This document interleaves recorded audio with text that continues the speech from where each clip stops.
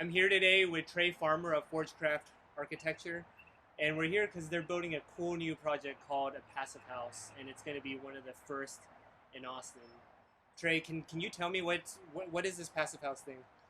Well, so this is my house. It's a 100-year-old house that we decided to renovate and add on to Yeah. for our growing family. And a big priority for that was indoor air quality and health, and also comfort. And so passive house is an above code building metric hmm that is the best way that we know for building a super healthy, really comfortable, and also really energy efficient home. What do you have to do to make it so comfortable and In practice, what that means is that we are insulating above code. We're using better windows than are required. okay? We are airtight, so we sealed the house up really well, which is we'll get into a little later. And we have an HVAC system that is really dialed into our climate to bring in fresh air because hmm we're sealed up so tight. But also in Austin, we need to control for humidity, so we have a dedicated dehumidifier, and then we also have a really robust filtration system. Well, tell me about the filtration because I know you've mentioned air quality a lot. I mean, how is this different from your typical house where, like, I think it's sealed up pretty well because it's got spray foam and double glazed windows, but you're talking about going above and beyond. So what's this filtration about? So for basically when we air sealed this house, it's actually about 15 times tighter than code in Okay. terms of air sealing. So it's really tight, and pretty much in our climate, as soon as you get to code or a little bit better, you start running into some interesting things. Like one, your HVAC system has trouble removing the humidity Mm. from the house, Yeah. so you really need to have supplemental dehumidification. Okay. And two, you really need to have a dedicated ventilation system. So we have a machine upstairs that we can look at called an ERV that's constantly bringing in fresh air and dumping it into the house and removing stale air from the house and putting it outside. And in that magic box, it hmm basically keeps all the heat energy and humidity in the summer here to the outside, and all the cool, dry air that we've already spent time and energy cooling and conditioning Yeah. to the inside, but you're still bringing in fresh air and removing stale air. So when you have this dehumidifier, I mean, can you run it without running the AC? Because I know at least in my house, a problem that I've run across is the the house is cool already, Mm-hmm. but it's really humid, Right. and the only way to get the humidity out really is to turn the AC on again, and I'm already cold. I don't want to turn it on. Right.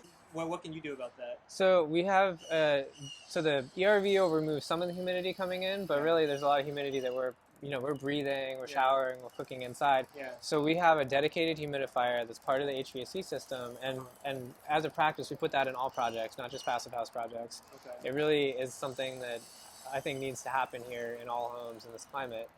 And basically, that is connected to the HVAC system, but has its own fan, so it can run at the same time as the HVAC, or it can run separately. And so it's connected to a humidistat in the house. So whenever the relative humidity goes above a certain point, the dehumidifier will turn on, dehumidify the air, put it back in the house. And particularly in Austin, we have these long shoulder seasons where it's like 75 to 80, maybe even like 65 to 80. Okay. So it's pretty comfortable, Yeah. particularly in a well insulated new home. And so what that means is that your air conditioner isn't turning on, right? hmm Or if it's turning on, it's just turning on for a very little time, which means it doesn't have the time to ramp up to really remove humidity. Yeah. And so the dehumidifier will turn on and will remove all that humidity and keep you comfortable. And so one thing I need to note is this is different from the humidifiers that you buy at Home Depot and plug into the wall. Okay. This is an ultra efficient unit that is purely dehumidifier that goes into the HVAC system. And so it uses almost no energy at all. It's like less than charging your cell phone. Okay. So it's a really good for an energy efficiency. It's really good for comfort. It's also really good for your health because high humidity actually increases VOC off gassing in your paints, your furniture, anything in your house that would give off VOCs. It also contributes to mold growth if you get up above a certain percentage of No one wants relative mold. humidity. Yeah, exactly. So controlling humidity is a huge deal in Austin, but it's really crucial for indoor air quality and comfort as well. So I know you mentioned part of this being a passive house and energy efficient is that it's sealed up tighter than your typical house. Tell me about like how are you getting it that sealed up? So we used part of it is just careful detailing and Mm-hmm. craftsmanship. Part of it's the products we used. Yeah. A lot of it's just kind of time and energy and testing. So we did what's called a blower door test, which is required of all new homes. Yeah. But we basically had one running for a week, so we could constantly see how airtight we were, and then by pressurizing the house, we could actually go around and feel for leaks and then plug them. Okay. And then because we had to go so tight, we basically got to a certain tightness that was maybe like 8 times tighter than code. Okay. And then we just weren't able to do it anymore with kind of sweat and pookie, which is Okay. the scientific term for the goop that you put in to fill holes. So we actually called a friend who has a product called Aero Barrier, where they come out and they seal up the house in one shot in a couple hours using this non-toxic, basically like chewing gum particle that fills up all the holes in the house. It's really incredible technology. But the important thing for airtightness is it's a comfort issue, Yeah. right? So you don't want to have any drafts or leaks. Okay. Also, it's an indoor air quality issue, right? Any of that air, so like a normal house that doesn't have ventilation coming in, Yeah.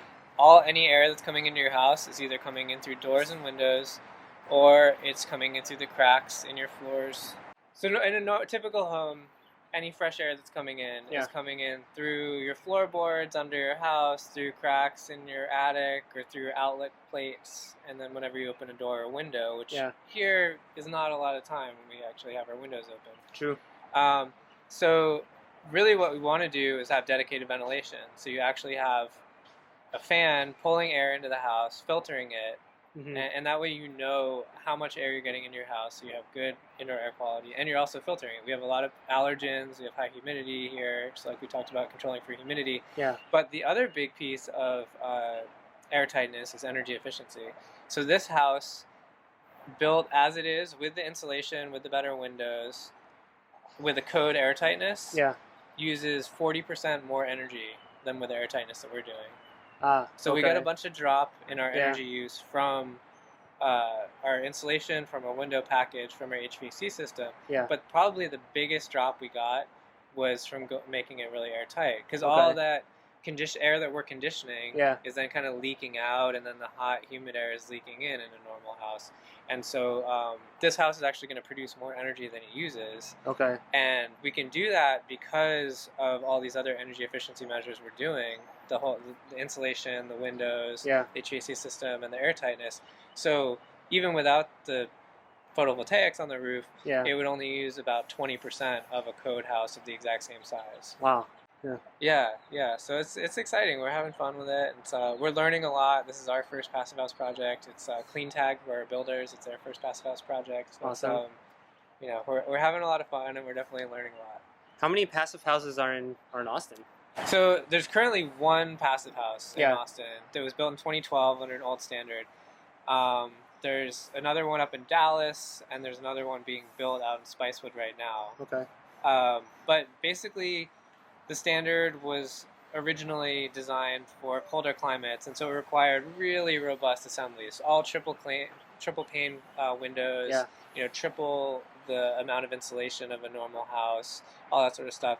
And so we are piloting a new passive house certification here that's climate specific. And so it's looking at the return on investment from an energy standpoint, from a carbon standpoint, from a cost standpoint of building above code, and really trying to dial it in to our climate to make those decisions that make sense, so that it's feasible and it isn't just sort of throwing money away. Well, let's talk about that for a second. Like, if someone wanted to build their new custom home to a passive house standard and save that 80% on energy, I mean, how much more do they have to spend to get that? I would say if you're doing a typical new build in Austin, so something in the range of like 500,000 and on up, it would maybe be like a 5 or 10% lift. Yeah. If you're gonna renovate a home, if you're just gutting your kitchen, Yeah. then it's gonna be a big cost add, because then all of a sudden you're basically stripping the whole house. Yeah. You're putting on a new roof, new walls, new insulation, new windows, all those things.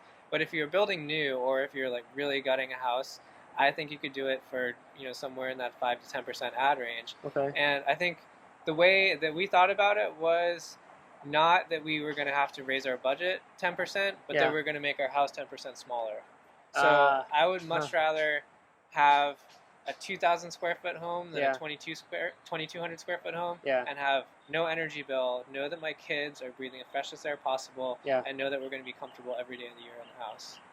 Do you see this getting more popular and spreading throughout Austin and Texas? I think so. We actually have 2 in design right now in Austin and 2 more in Dallas. Okay. I think this new certification really made the bar more achievable in our climate, and we already have some really great builders here. We have a lot of great architects. We have a booming economy, lots of houses going up. So now this certification method is more achievable and attainable and makes a bit more sense for our climate. I think it's going to be something that our building community isn't going to have any trouble hitting with a lot of new projects. I mean, really, I think every new home going up it should do this. It's really not a huge cost add, but it's a lot of common sense. It's going to make a much better building. If you're going to build a custom building, and you're going to spend $1 million on construction, why not?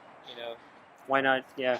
Right. It's like your family's health, your ability to be comfortable in your house, and the having no energy bills, and if you care about the planet and global warming and all that stuff, and you believe in that, then why not, right? Yeah. So we were talking about you testing for the air leaks. Is that the thing that I remember I came over here and you guys are going everywhere with this smoke gun, and I could see smoke came out of corners of the house. Is that what you're testing for? Yeah, exactly. So one of the methods when we were doing the air testing, like you said, was we rented a theater fog machine. So we got the biggest one they had from Rock and Roll Rentals. It's only like $20 for the day, so not a huge expense.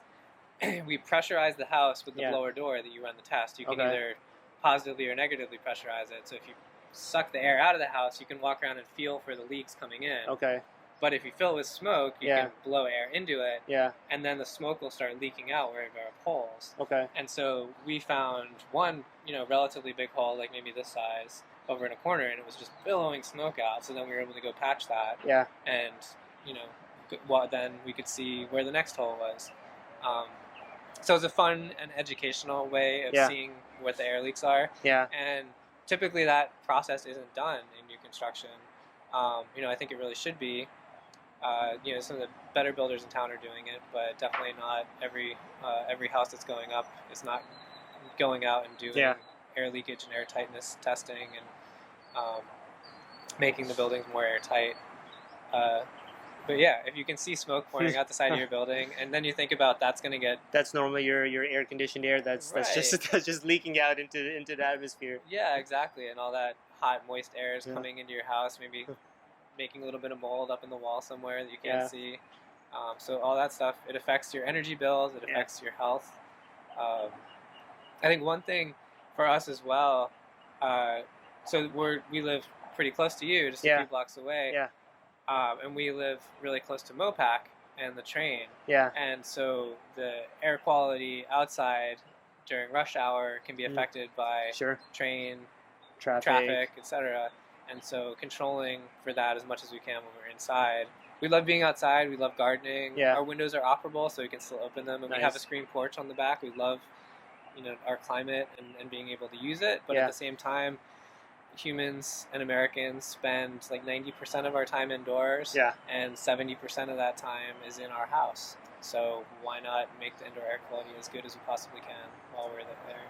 Makes sense. Well, I love talking to you. Do you think you can go inside and maybe show us some of these details that you guys are building out? I know it's still a construction zone, but would love to see some of that stuff. Yeah, that'd be great. Let's go in. All right, let's do it.